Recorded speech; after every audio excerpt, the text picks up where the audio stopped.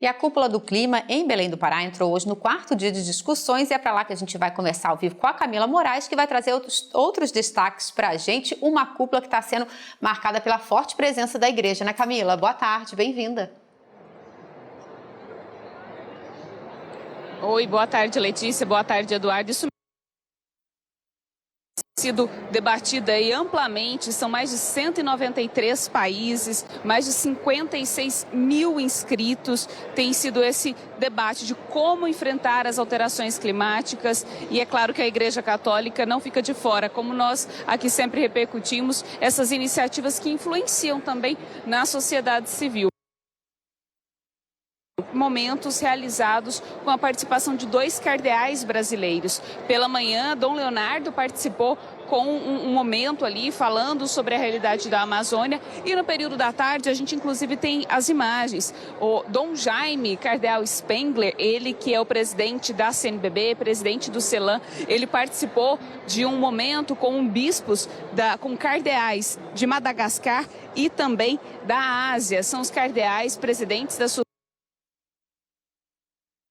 da igreja no enfrentamento às alterações climáticas no Cone Sul. Eles publicaram também um documento falando dessa preocupação da igreja em relação às alterações climáticas e esse documento denuncia a mineração, denuncia as práticas predatórias, fala também do negacionismo, enfim, é um documento amplo que traz essa realidade das alterações climáticas e de como a igreja vê esse momento. Eu tive a oportunidade de conversar com Manaus, o nosso cardeal da Amazônia, e falou inclusive sobre essa realidade do financiamento que tem sido debatido aqui nesses dias de COP30. Vamos ver o que nos disse Dom Leonardo Steiner.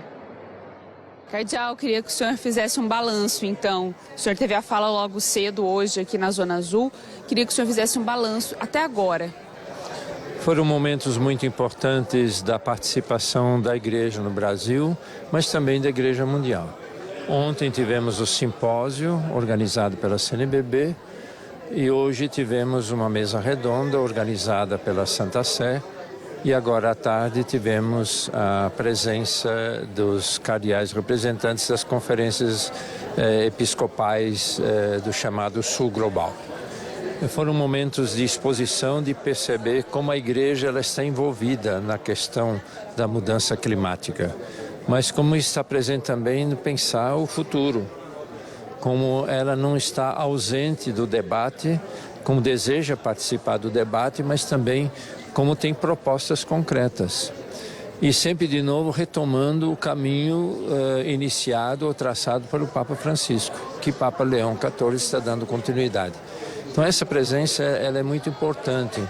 Inclusive eu tenho a impressão de que ela pode assim levar mais esperança para essa realidade que está sendo assim comprimida e está indo para um momento decisivo da nossa humanidade e da Mãe Terra. A igreja ela leva esperança, a igreja não tem medo do debate, ela é aberta ao diálogo, está muito atenta à escuta, mas ela também tem o que propor. Eu espero que tudo isso nos ajude a fazer um caminho junto e no texto final das decisões possam estar presentes alguns elementos daquilo que andamos refletindo e debatendo e, por que não, rezando. Agora, cardeal, um dos pontos que tem sido levantados aqui na COP é a questão do financiamento para a transição energética. Como que a igreja vê esse financiamento? Quais seriam os principais pontos para favorecer a justiça climática? Da minha parte, não é o ponto mais importante. O mais importante é abrir o horizonte da compreensão. A mudança climática ainda está sendo vista e analisada apenas a partir de um modo de compreensão. O Papa Francisco nos apresentou um outro modo de compreensão e que a Conferência Episcopal do Brasil há muitos anos vem insistindo, que é o horizonte do cuidado. Não é o horizonte da dominação, não é o horizonte da destruição, é o horizonte da fraternidade universal que propõe São Francisco de Assis. Enquanto esse horizonte não ficar mais claro, todos os outros debates não vão levar, no meu modo de ver, a lugar nenhum. É claro que o financiamento ele é muito importante, já foi aprovado esse fundo, mas ele ainda no fundo não existe, porque é um fundo sem fundo por enquanto, porque falta contribuição. E também foi debatido e considero muito importante que seja levada em consideração a dívida dos países pobres diante da dívida ecológica que os países ricos têm. Acho que esse debate ele pode nos ajudar, fez parte também hoje de manhã, num determinado momento, mas se isso também for levado a efeito, eu creio que pode ajudar. Nesse sentido, sim, a questão do financiamento deve ser debatido. Agora, só debater esse fundo para conservar as florestas não é suficiente. Não é suficiente porque não mudou a compreensão da utilização das florestas, do desmatamento, do garimpo, da mineração, tudo isso que é só dinheiro é só lucro. Não mudou o horizonte. A natureza ainda não se tornou irmã. Isso é quase assim ilusório pensar, mas é a partir disso que vai mudar a compreensão. O fundo ele é importante, eu espero que ele deixe de ter o vazio do fundo, haja contribuição, para que nós possamos, junto das comunidades ribeirinhas, dos povos indígenas e também das florestas, retomar muitos elementos que nós temos debatido. Nós conversamos também com o padre Dário Bossi, que é da Comissão Sócio-Transformadora, que tem uma influência grande também na posição aí da sociedade civil e influencia nessas decisões. Vamos ouvir. Padre Dário, qual o balanço que vocês têm feito já nesses dias de início de COP30, da articulação sobretudo da igreja? Bom, sabemos todas e todos que a COP é super importante nesse momento histórico de crise climática e ambiental, mas ao mesmo tempo é um momento muito crítico porque os países não estão tomando suficientemente suas responsabilidades. Por outro lado, a igreja está aqui fortemente, eu fiquei impressionado, talvez a presença mais forte na história das COPs. Temos mais de 40 bispos, 8 cardeais, 5 continentes representados, uma presença forte da igreja trazendo esperança, trazendo compromisso, a igreja também dizendo o que ela quer assumir, mas também com uma voz profética, portanto clamando por uma acompanhamento forte da questão da saída dos combustíveis fósseis. Esse é um tema forte para a igreja, importante, um programa concreto de saída dos combustíveis fósseis, denunciando o risco das falsas soluções. Infelizmente a COP é um espaço onde também as empresas aparecem para enverdecer seu rosto e para deixar que engolamos propostas que não são as propostas que as comunidades com que a igreja trabalha lá na base aceitam. Então a igreja aqui é voz das comunidades que estão nos territórios e que têm suas próprias propostas. Uma outra grande iniciativa que estamos defendendo é o protagonismo das comunidades em seus territórios. Então a urgência, no caso do Brasil, da demarcação das terras indígenas, do reconhecimento das terras das comunidades tradicionais, porque todos afirmam, e o Papa Francisco também disse isso na Laudato Si, que são eles, quando deixados em suas melhores condições de habitar os territórios, os que melhores os cuidam. Agora a questão do financiamento para a adaptação climática, como que a igreja vê isso? É muito urgente que este financiamento seja consistente, seja público, portanto temos uma certa perplexidade a respeito de financiamentos privados, sobretudo do sistema financeiro, porque é um sistema instável, é uma aposta muito perigosa que não garante continuidade. Há propostas aqui como aquela dos fundos para as florestas, TFFF, que são bastante precárias do ponto de vista da sua solidez e também do seu tamanho. Ao contrário, a grande insistência para investimentos públicos dos países, sobretudo do norte global, que tem uma dívida ecológica relevante a ser paga e que sejam imediatamente estabelecidos num roadmap, num percurso a ser estabelecido. Esses fundos devem ir, para concluir, diretamente às comunidades. Esse é o outro risco. Fundos que vão para os governos, ou pior ainda, para o controle de empresas para administrar projetos nos territórios, são bem perigosos. A gente tem experiências muito interessantes de fundos de povos indígenas ou quilombolas que há anos estão funcionando e que demonstram que sim, as comunidades sabem administrar da maneira melhor dinheiro, porque são elas que habitam o território onde o dinheiro é investido. Para a gente encerrar, Padre Dário, queria que o senhor falasse um pouco sobre essa expectativa dos acordos que têm sido assinados aqui. Há uma expectativa que nesses 4 primeiros dias os acordos ainda estão lentos, ainda não se chega a um consenso. Vocês acreditam que realmente vamos ter acordos produtivos na próxima semana? Sim, realmente há uma lentidão. Por outro lado, digamos, houve uma certa unidade na construção da agenda, na percepção da urgência. Acho que o papel dos povos indígenas e das comunidades da sociedade civil pressionando, inclusive as manifestações, estão sendo úteis para mostrar a urgência e a prioridade desses acordos. Eu acho que o principal é exatamente este do famoso phase-out, quer dizer, da saída progressiva do petróleo, promovido pela Colômbia. Me surpreendeu a posição do Brasil, que em 3 discursos do presidente Lula foi assertivamente posicionar a importância de um processo concreto. Então, precisamos que, digamos, se passe agora das palavras, dos discursos, para um progresso de práticas, de ações concretas que possam definir essa agenda de saída progressiva e também de escuta das propostas de economias alternativas que estão nascendo nos territórios. É isso que a gente está clamando como igreja aqui na COP.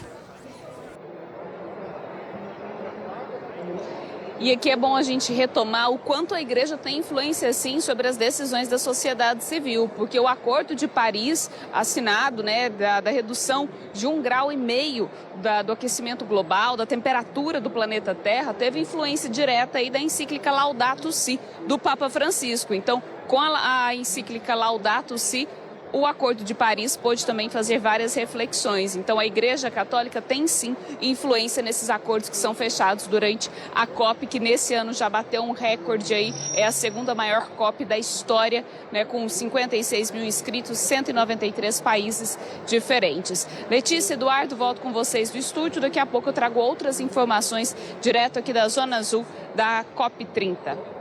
Tá combinado então, Camila. Obrigado por enquanto, né? Daqui a pouco volta com outras informações sobre a Conferência do Clima que está acontecendo lá em Belém. Enquanto autoridades e ativistas se reúnem em Belém para a COP30, Conferência Climática das Nações Unidas, a cidade de Souré, na ilha de Marajó, também no Pará, apresenta um meio de transporte sustentável incomum. Os búfalos trazidos da Ásia no século XIX tornaram-se parte integrante do dia a dia na ilha amazônica, servindo não apenas como animais de trabalho na agricultura, mas também como veículos de patrulha de 4 patas para a polícia local. Agentes de trânsito conduzem os enormes animais pelas áreas turísticas, incluindo a orla, o terminal fluvial e o mercado municipal. Os búfalos no Marajó, eles fazem parte da cultura e da economia local. E nós da Polícia Militar utilizamos nossos búfalos aqui, em parte no policiamento urbano, nas áreas turísticas da cidade, como na nossa Orla do Cais, ali no terminal hidroviário, no mercado municipal. E também utilizamos o búfalo em algumas áreas rurais, onde eles são os nossos tanques de guerra, eles ajudam a fazer o deslocamento da tropa. A carne e o leite do búfalo também são ingredientes básicos da culinária local e alcançam preços elevados em todo o Brasil. Para os moradores, eles são símbolo da cultura e da resiliência local, definindo a identidade, a economia e o apelo turístico do município de Soure. Então são 3 ecossistemas distintos, mas todos ela interage com o búfalo, que é o nosso principal ator, né, é o búfalo, a gente vive em função do búfalo. Então, isto aí é para mostrar que o búfalo pode conviver tranquilamente com esses três ecossistemas em perfeita harmonia. Diferente, né? É bem diferente, né? Imagina o búfalo transitando pelas ruas aqui. Assusta um pouco. Assusta. A gente vai voltar então lá direto para Belém do Pará com a Camila Moraes, que vai trazer então mais informações para a gente direto da COP. Camila. Isso mesmo, Letícia, Eduardo.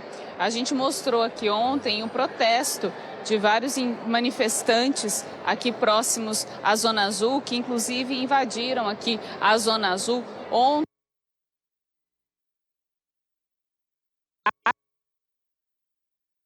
A ação era uma forma de chamar a atenção para as reivindicações dos povos indígenas. Vamos ver o... Na terça-feira, dezenas de manifestantes indígenas forçaram a entrada no local onde acontece a cúpula da ONU e entraram em confronto com seguranças para exigir ações climáticas e proteção florestal. 4 líderes representando as comunidades Arapiuns, Maitapo e Tupinambá explicaram os motivos do protesto em uma coletiva de imprensa. Eles afirmaram ter sido excluídos das negociações na conferência em Belém. Era tentativa de chamar a atenção do governo e da ONU que está ali naquele espaço.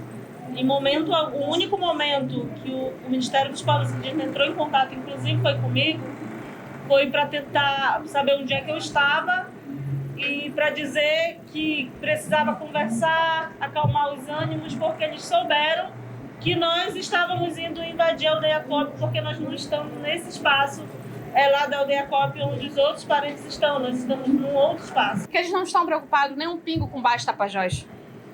Eles não estão preocupados com a nossa luta. O que eles dizem é que nós estamos contra o governo. Pelo contrário, nós não estamos contra o governo. Nós precisamos do governo junto, mas que ele seja honesto com todo mundo. A reabertura do local da COP30 sofreu um pequeno atraso ontem para reparar os danos na entrada causados pelo confronto da noite anterior. Segundo a ONU, 2 seguranças sofreram ferimentos leves. Vandalismo não vem discutir, debater aqui com vocês coisas que podem acrescentar e até ensinar esse governo aqui a fazer gestão. Eu estou falando faz tempo de gestão. Então, ser considerado, se tudo isso que a gente está falando aqui, ser considerado vândalo, eu não sei mais do que é vandalismo, eu não sei mais o que é ter propriedade para discutir, para debater sobre gestão pública. Uma outra informação, e já é um resultado da COP30, o Ministério da Saúde divulgou hoje o primeiro plano internacional de adaptação climática dedicado à saúde. Vamos ver.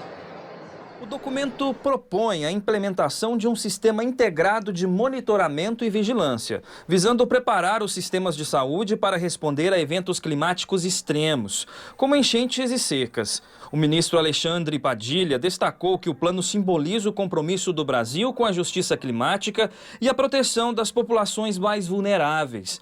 As ações propostas visam não apenas responder a emergências, mas também construir comunidades mais resilientes e saudáveis.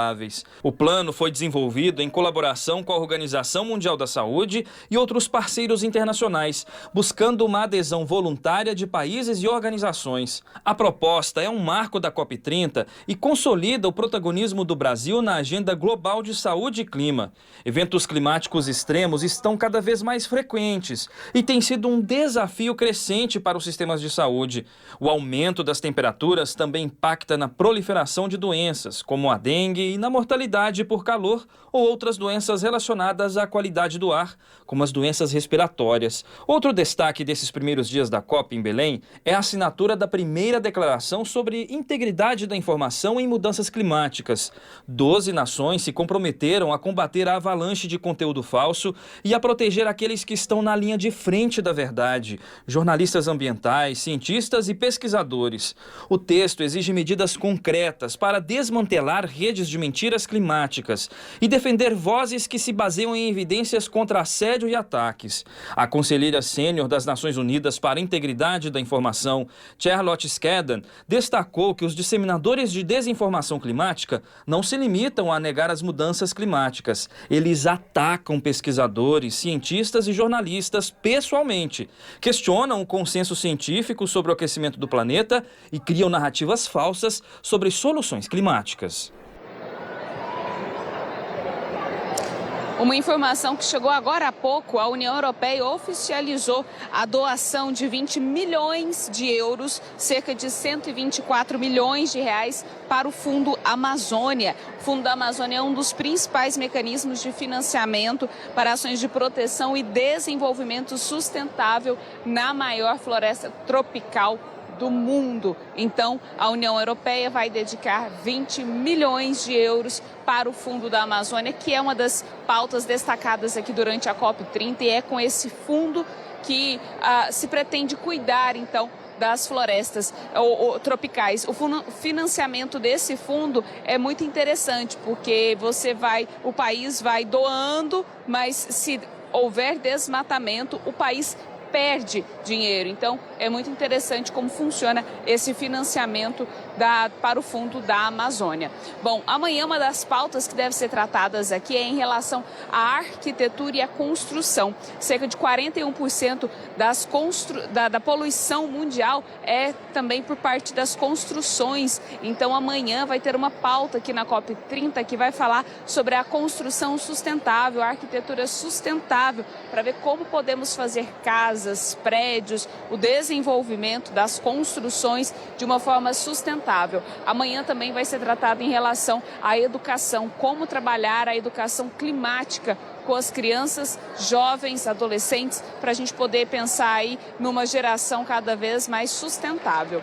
Letícia, Eduardo, eu fico por aqui. A nossa cobertura completa lá em a12.com, tem uma página destinada à COP30, também na Rádio Aparecida e nos nossos programas da TV Aparecida, nossa cobertura aqui da COP30. Volto com vocês. Valeu, Camila. Muito obrigado a você, toda a nossa equipe que está aí em Belém, trazendo todas essas informações diretamente aí da capital paraense.